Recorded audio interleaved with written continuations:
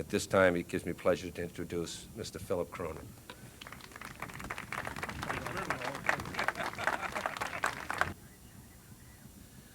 What a wonderful country we live in.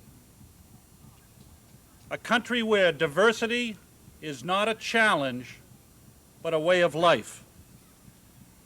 A country where we can freely debate politics, religion, and social values. But we must not ever forget that our freedoms are not free and our democracy is not a monopoly. The price of our freedoms and the making of our democracy is what we are here to honor. A grateful nation comes together today to memorialize those who paid the ultimate sacrifice. Some celebrated, others quite unknown. Each a patriot and a hero. More than 600,000 have fallen in combat during the 222-year history of our nation.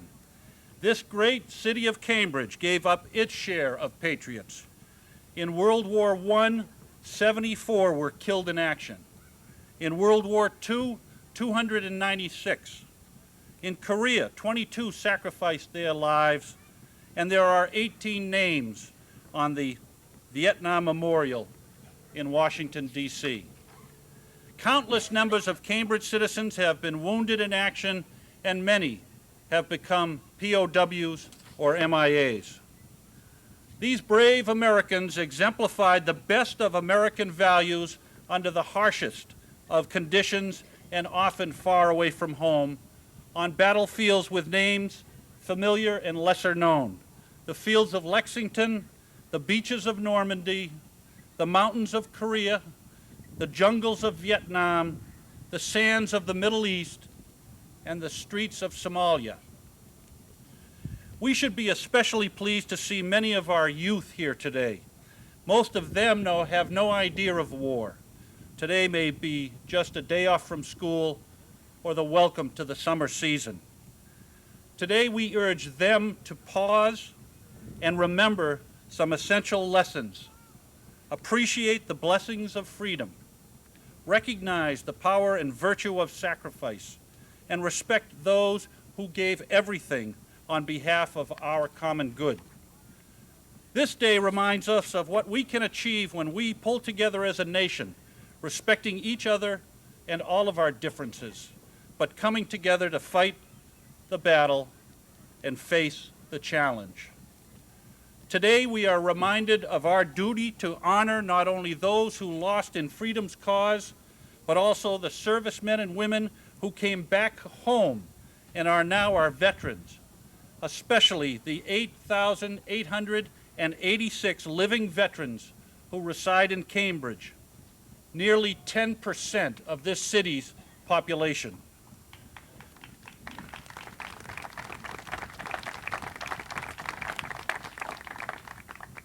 We also pay homage to the families for whom there have never been a final accounting. Memorial Day reminds us of our obligation to take care of those who have taken care of us and who take care of us today.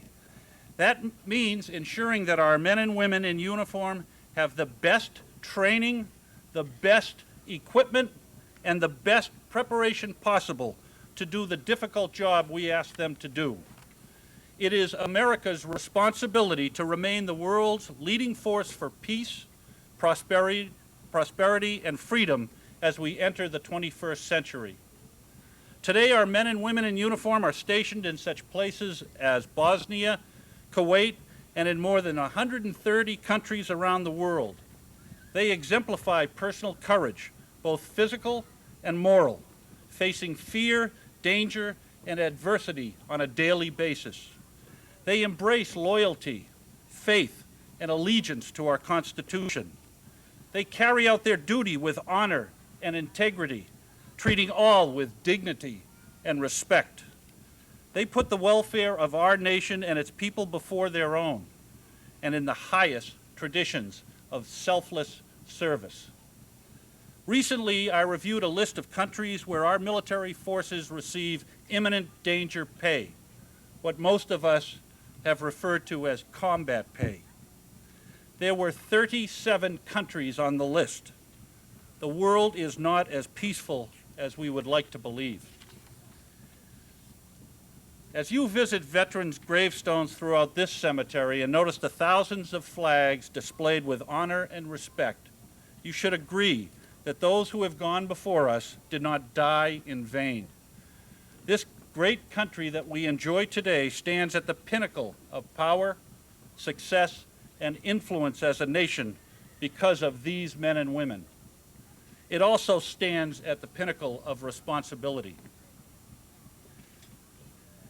As we remember those who gave everything for our nation and its freedom, let us resolve to honor them by renewing our commitment on the eve of a new millennium to lead the world towards greater peace, prosperity, and freedom. In their 70 years of honoring those who didn't come back and supporting those that did, the American Gold Star Mothers are making preparations for the 61st National Convention to be held in Boston this summer. In closing, I would like to quote their poet and activist, Mildred Gast.